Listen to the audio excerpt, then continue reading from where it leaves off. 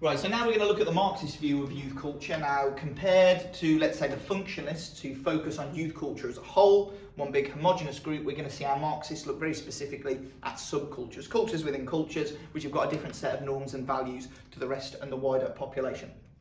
For our Marxists, writing from a group called the CCCS, Centre for Contemporary Cultural Studies out of Birmingham University, they will be saying that the main reason for youth subculture membership and existence is because of resistance, okay? So resistance theory. And this is going to be resistance to capitalism.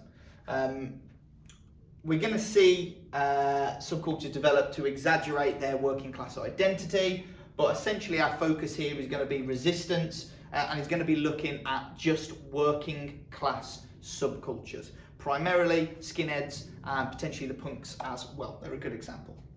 Now, why are we going to just be looking at working class subcultures?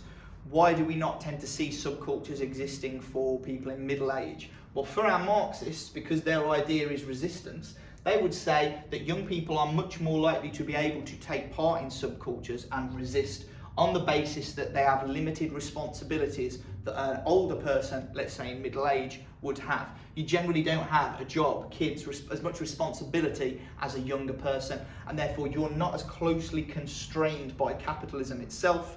You have that freedom to enter a group whose primary reason for existence is resist, okay? So, looking at some of our writers from the CCCS, I should have started the timer. Looking at some of our writers from the CCCS, we've got a few of them. Now, Hall and Jefferson. Hall and Jefferson would say that young working class people, particularly young working class males, are unable to respond to the crisis of capitalism in a formal and articulate way. Okay? They can't sit around and discuss it in a sophisticated and nuanced style. And primarily, one of the reasons for that is because they've got a low value in education. And you can see this from studies like Paul Willis's Learning to Labour, how working class lads get working class jobs, that around this time, in the 70s and the 80s, the traditional values of the working class is not pro-education. They don't see it as useful in the way that we maybe do now. So they're unable to articulate. So consequently, what they will do is respond and resist through cultural style, dress, and subcultural membership and behaviour. We can see this through bricolage, Hebdige's idea where new meaning is given to existing older objects. We look at the punks as a good example there in the use of safety pin as a form of bricolage. It no longer is the thing that holds up your granny's dress. Your safety pin becomes a form of decoration in your clothing, a form of jewellery. It's a piercing even at points through the ears, through the tongue, through the cheek, that you'll see in some of the punks. So this is a good example of deviant behaviour, deviant dress, but the reason for it is, according to these Marxists, resistance. Now, when you see Clark and you look at the skinheads, we see this idea of exaggerating behaviour. And in particular, they exaggerate working class values. Now, the skinheads, which is the group that Clark will look at, are a threatened kind of group. They're a working class group in the thralls of a capitalist crisis, and in a situation where there's been a lot of migration and a lot of the traditional jobs that you would expect of a working class young man, factory worker, miner, they're gone.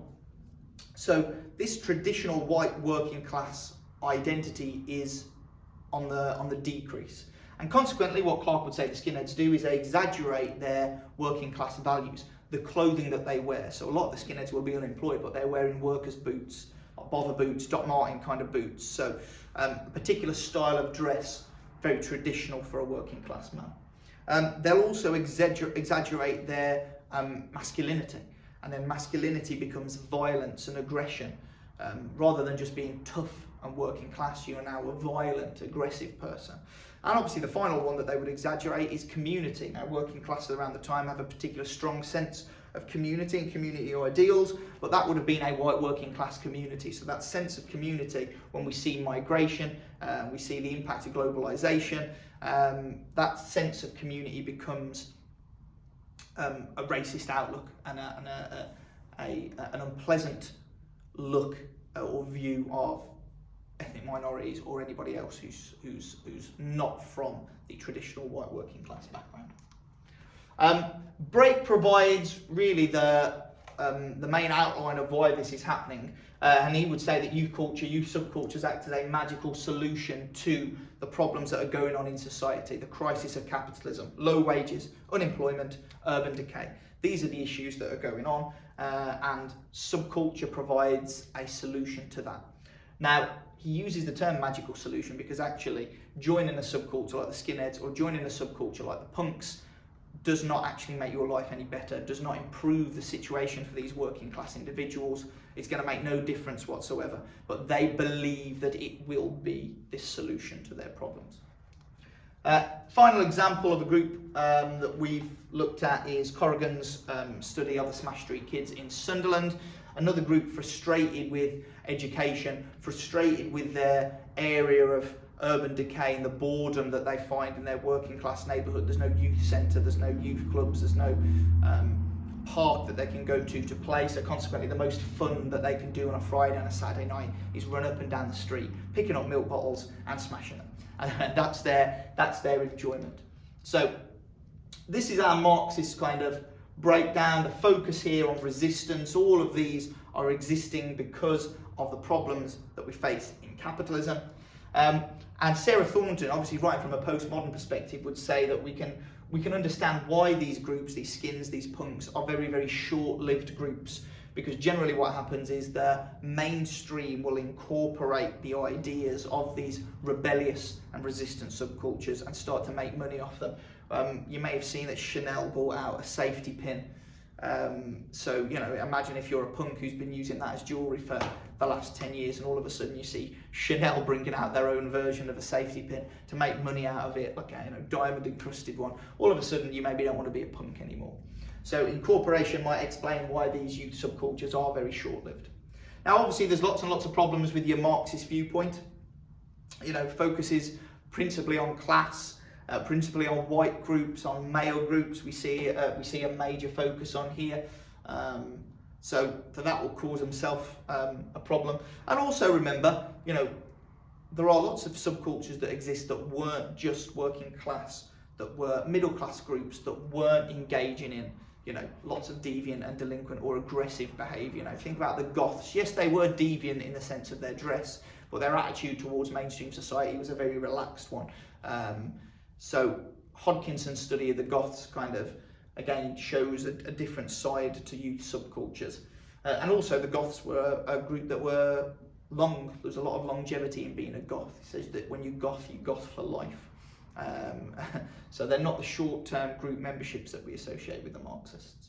But that is our Marxist kind of overview. A conflict theory focusing again on resistance, diametrically opposed to the consensus view of the functionalists, who would say it's got a positive purpose and a positive function. This is one where it's resistance, and it's a class-based resistance against the oppressive capitalist system and the bourgeois members of society who are keeping these working class youths in a downtrodden situation.